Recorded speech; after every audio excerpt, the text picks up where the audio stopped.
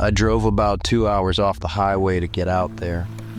The last 40 minutes of that was a dirt road, and it got worse the further in I went, until it was really just two ruts going through the trees.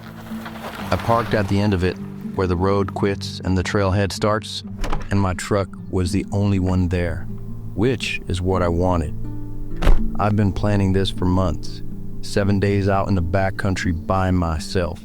No phone, no messages, nobody able to reach me, and me not able to reach anybody. It had been a bad year, and I wanted a week where none of it could find me. So before I even shouldered my pack, I took out my Garmin satellite messenger and I shut it off. That's a little handheld unit that talks to a satellite. It works anywhere, no cell service required, and you can press a button on it and get somebody to come find you. I turned it off with my phone, standing at the tailgate looking right at it. Then I put it in the center console next to my phone, which I'd already shut off at home, and I locked the truck. My sister had called me 2 nights before I left. She got quiet on the phone the way she does, and then she asked, "What happens if something happens?" I laughed at her. I told her nothing happens out there. That's the whole appeal. The first 2 days were good, and that's about all I can tell you about them. I hiked, I set up camp, I filtered my water, and I ate and I sat by the fire, and I didn't think about anything, which was the entire point of the trip. It rained the second day, which I was ready for. I carry a little weather radio with me, one of those NOAA ones, about the size of a phone. I bring it because lightning kills somebody in those mountains every summer, and I would rather know what's coming. So that morning, I turned it on, and it read me the forecast in that flat, automated voice, and then I turned it off and clicked it back onto my belt. That's the only reason it was on me at all. It was just a radio for weather. It was about the third day where I started noticing the planes. I was sitting up on a rock, taking a break, and one went over. Then another one came up from behind me, going the same way. Then a third one. I didn't think much of it at the time, but later that afternoon, I was down at the creek pumping water, and I realized I had been hearing engines for hours, and I just hadn't been paying attention to it. So I stood up and I looked. I counted 11 contrails up there. Every single one of them was going the same direction, southeast, and there were more of them coming. Nothing was going the other way. I turned all the way around and looked north and west, and there was nothing up there at all. It was empty. And then 2 helicopters came up the valley below me. They were big ones, and they were dark, not the little white and orange ones the Forest Service flies. They were low and they were moving fast after they passed. The noise kept bouncing around off the valley walls for a while. I was just standing there, with the pump still in my hand. This just didn't add up. Planes get rerouted, that happens. The military does exercises, that happens too. But everything I was looking at was going one direction, and nothing was coming back. So I finished pumping my water, and I kept hiking. Maybe an hour later, I heard something crashing through the brush up ahead, and I stopped and set my feet. A mule deer came out of the trees about 30 yards up the trail and ran straight across it. It didn't see me. That's the part that stuck with me. I'm standing right there, out in the open, and that thing passed me within 30 feet and never even turned its head. Then another one came through. Then a couple more. And then the whole tree line just filled up with, that was about 20 or 30 animals coming through. Deer and a few elk mixed in with them. And they went around me on both sides, and I just stood there and let them. One of the elk went by close enough that I could have reached out and touched it. Every one of them was running the same way, southeast, the same direction the planes were going. And then they were gone, and it was quiet again. I turned around and looked back at the trees they'd come out of, and there was nothing there, just more trees. It goes about 50 miles that direction before you hit anything with a road on it. I stood there listening for a minute. Then I felt stupid for doing it, and I kept walking. That night, I made camp in a stand of fir trees. I got a fire going, and I started making my dinner. And then I heard a gunshot way off in the distance, but I didn't think much of it. It's late summer, and there are people with rifles all over these mountains. Then I heard two more, almost on top of each other. Then a fourth one, and then 5 or 6 of them in a row, going as fast as somebody could pull the trigger with no space in between. I stood up. It stopped for a few seconds, and then it started all over again, and it went on for another 10 seconds or so, and the last few shots all ran together. And then it quit. Now I stood there for a long time trying to make that make sense in my head, and I couldn't, because a hunter shoots once, maybe twice, at the animal still moving. Then he walks over and he finishes it. That's how it works. What I was hearing was somebody emptying a rifle as fast as their hand could work it, and then reloading and doing it again. The only thing I could think of was that somebody had ran into a bear or a mountain lion and panicked. That's the only version of it that made any sense. And I told myself that. I said it out loud, actually. I told myself, somebody must have spooked and dumped the magazine into a bear. But then nobody yelled after. Nobody hollered for help, and nobody fired another shot for the rest of the night. And if you ever had a really bad scare out in the woods, the first thing you do afterwards is make noise. You talk. You call out to whoever you're with. It's dead silent out there, and I didn't hear one voice. I ate my dinner, but I wasn't really tasting it. I kept looking off in the direction it had come from. I put my food away, and I put the fire down, and I got in my tent, and I was on edge the whole time, listening. I laid in there for a long time with my eyes open, just looking up at the roof of the tent, trying to decide what I should do, whether I should pack up in the morning, hike out early, whether I was being paranoid. I remember thinking that I'd feel like an idiot if I cut my whole trip short over some guy who got spooked by a bear. I still had coals going outside, so the tent wall was lit up orange. And that's when something walked past it. It went right to left. It blocked the light for maybe a second and a half, and then the wall was orange again. I never had to wake up for it. My eyes were already open. I'd been lying there staring at the exact spot on the tent for I don't even know how long, and I didn't move. I didn't sit up. I didn't say anything. I just lay there. I waited maybe 2 minutes, and there was nothing at all. And then I heard a twig snap out there, 40 or 50 yards. Then another one. Then a third. Further off, I think. I couldn't tell you for sure, because sound that night out there plays tricks on you. Then nothing. I sat up slow, and I moved my hand over until I found my pistol next to my sleeping pad. I didn't pick it up. I just left my hand on it. I stayed like that until it got light out. The next morning, I knew something was wrong before I even got out of the tent.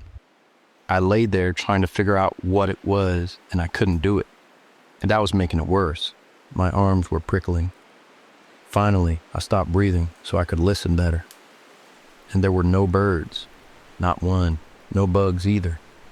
I could hear the creek, and that was the only thing I could hear. When I shifted around in my sitting bed, it sounded loud. If you've ever slept outside, you know that mornings out there are noisy. The birds start up before the sun does, every single morning, without fail. And there was just nothing. I got out of the tent, and I looked up into the trees, and there wasn't anything in them. So I put the fire out, and I didn't even bother making coffee. I started walking around the edge of my camp, looking at the ground. And I'll be honest with you about what I was doing. I was looking for hoof prints. I wanted it to be an elk. I wanted it to be an animal. What I found were bare feet. Human feet, no shoes. They came out of the trees on the north side, and they went around my tent one time, close to it, maybe 4 feet off the fabric. And then they stopped at the back of the tent, on the side where my fire was. And in that one spot, the prints were all stacked on top of each other and overlapping. Because whoever it was stood there, right behind where my head was for a while, and then walked back off into the trees. I put my own boot down next to one of them. Mine was a little longer, and theirs was pushed down deeper in the mud than mine was. The other thing I noticed was the walk was off. One foot was laying short, and the other one was landing long, over and over the whole way. And one of the prints wasn't even a print. It was a smear, like that foot never really came off the ground. I've been tracking since I was a kid, and I know what a limp looks like. But I don't know what a limp means on a guy with no shoes on, walking circles around a stranger's tent at night, in the dark, in the cold, and never saying a word. I packed up in about 4 minutes, and I did a bad job of it, and then I got out of there. I hiked hard all morning. I kept looking behind me. I knew I was doing it, and I kept doing it anyway. The quiet was the thing that was really getting to me, because I could come up with an explanation for the footprints if I tried. Somebody out there who isn't right in the head. It's rare, but it happens. I could not come up with any explanation at all for a dead, quiet forest. Around midday, I came around a bend in the trail, and there was a backpack laying there. It was a little purple baypack, a cheap one. It was open on its side, and there was stuff spread out around it. A paperback book, a fleece, a water bottle sitting upright, and a granola bar still sealed in a wrapper. I stood there, looking at the granola bar for a while, because the pack had been sitting there long enough for the rain from 2 days ago to soak that buck through, and nothing had touched the food. No bear, no squirrel, no birds, nothing. There wasn't a single mark on that wrapper. Somebody dropped that and never came back for it. And in all that time, nothing came along and ate it. I walked way around it and I didn't touch anything. About an hour after, I heard somebody screaming. It was ahead of me, off to the right. It was long and awful, like somebody was being torn apart. And it echoed off the rock out there, so I couldn't tell where it was actually coming from. Then it came again, weaker.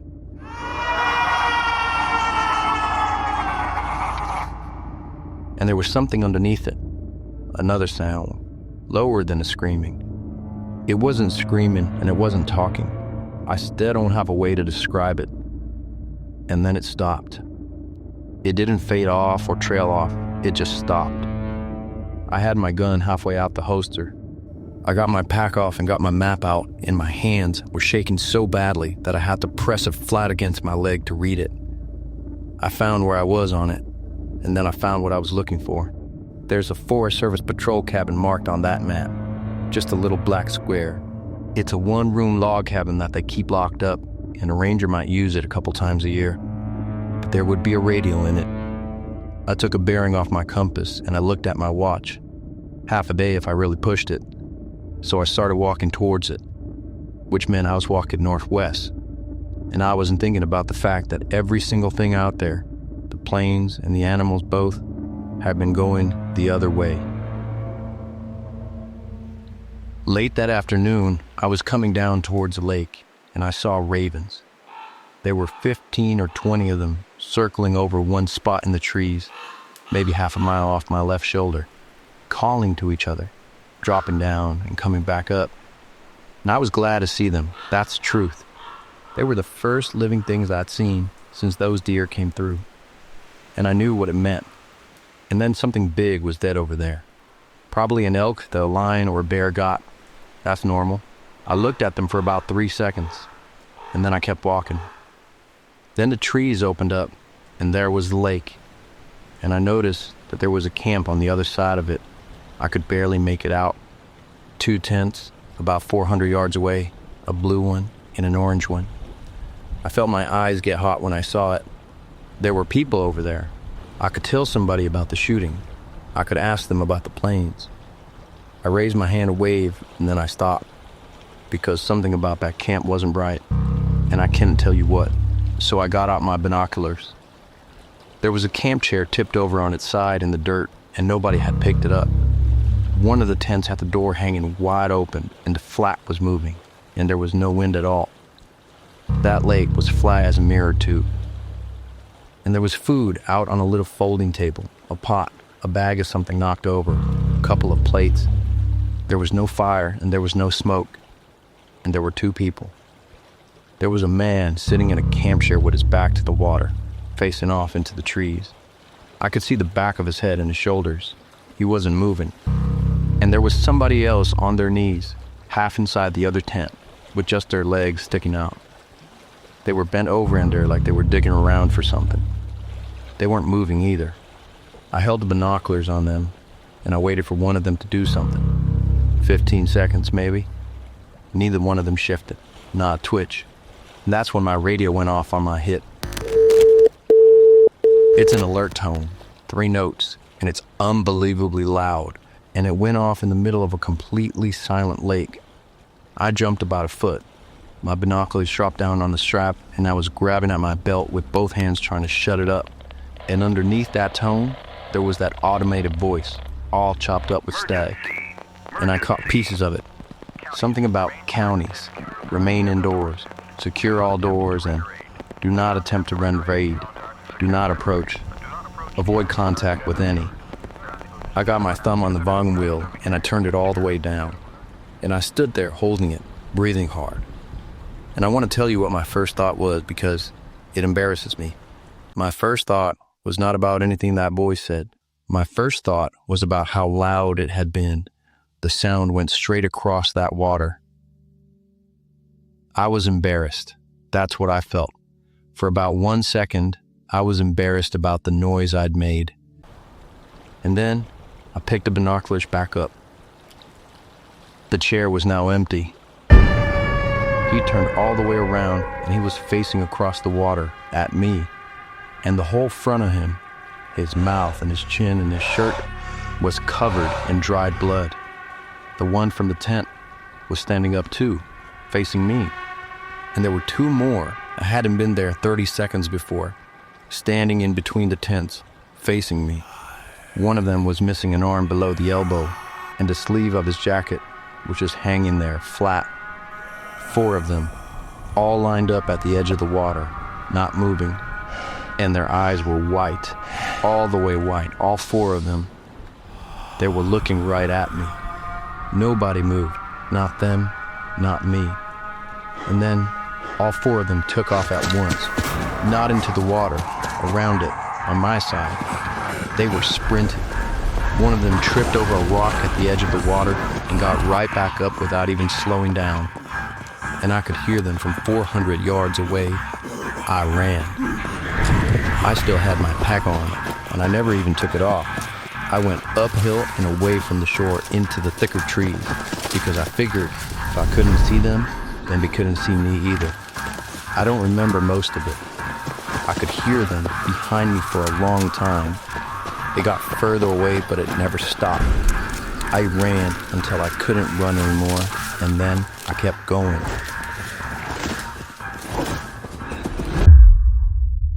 By the time it was getting dark, I wasn't really running. I was just stumbling forward and catching myself. I got up against a tree and stood there trying to get my breath. And I looked back the way I'd come from, and there was nothing there.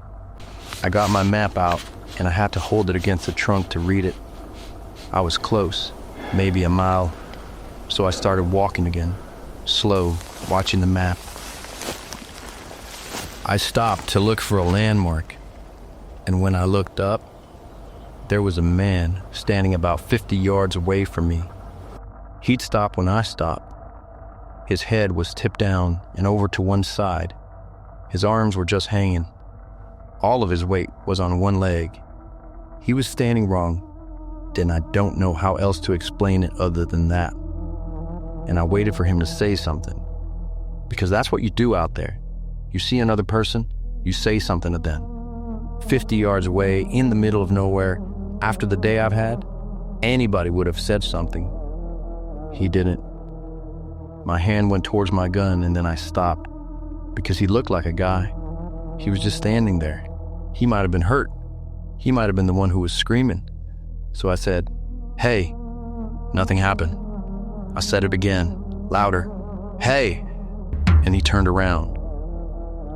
He was wearing a hospital gown, one of those blue ones they put you in before a procedure. It was filthy, and it was hanging open in the back. He was barefoot, and his feet looked like they were destroyed. And the whole left side of his stomach and his thighs underneath it, it was gone. There was just a hole where it should have been. And he was standing up. His eyes were white. He opened his mouth and he made this noise like air coming through something torn. And then he came at me. He couldn't run. His hip didn't work. He was doing this fast, lurching, hitching thing, dragging that leg along behind him. And somehow, that was worse than if he'd run. I was backing up with my gun on him and I was yelling at him, Hey, stop, stop. He got about 40 feet away. Stop. And then I shot him 3 times in the chest. And I let my gun come down a little bit. I remember taking a breath. And then he stood back up. I backed up and I caught my heel on the root, and I went down hard on my back. And he was on top of me in about 3 steps.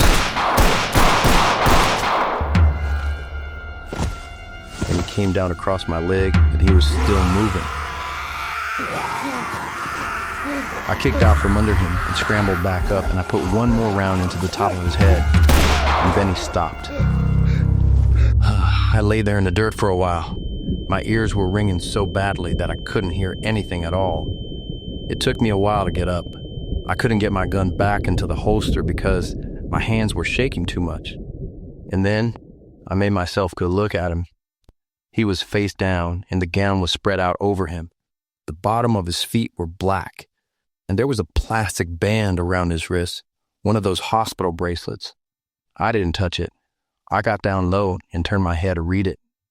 It was a barcode and some numbers, and a date printed right on it, 3 days before. I stayed down there looking at that thing for a while, and then I looked up, northwest, at the trees he'd come limping out of, which was the exact direction I'd been walking all day long. And that's when I heard the screaming start up again behind me, more than one of them, getting closer. They'd heard the shots. I ran. It was fairly dark by then. All I had was my headlamp, and all it showed me was the trees coming at me and going by. Everything past it was black. I could hear them back there, branches breaking, feet, more than one set. And then my light hit something flat. It was a roof. I hit the door at a run, and it didn't move. There was a padlock on the hasp, and there was a sign nailed up on the door. U.S. Forest Service structure closed, radio repeater out of service, no public access. I read it for about 1 second, and none of it meant anything to me. I got my pack off, and I pulled out my hatchet, and I started swinging at the door frame right next to the lock. You can't chop through a padlock. What I was trying to do was destroy the wood it was screwed into, and I could hear them coming through the trees behind me. And they were in there. I couldn't tell how many there were, and I couldn't tell you how close they were. So I went back to the door and I kept swinging. My hands were slipping on the handle, and I was making some kind of noise in my throat every time I swung, and I didn't even notice until I hurt myself doing it. And then a whole hatch ripped out of the frame. I threw my pack in ahead of me, and I went in after it, and I pulled the door shut behind me. There was a bolt on the inside, luckily, and I got it locked. And then I shut my headlamp off. There was moonlight coming in through the 2 windows, and I could make out a wood stove and a cot and a table. I got down low and crossed that room underneath the windows, and I stopped breathing. Then they got there. Branches snapping, running, coming from more than one direction. Something hit the side of the cabin, and I felt it through the wall behind me. And then the running stopped. And then it was just them out there, all the way around the walls, breathing long, making these little clicking noises. And those screams were quieter now, like they were looking for something. Going around the cabin, around and around. One of them went past the window, and the light on the floor flickered, and then it flickered again, and it didn't stop. I sat in the corner holding my hatchet. I didn't move, and I didn't blink, and it just went on and on.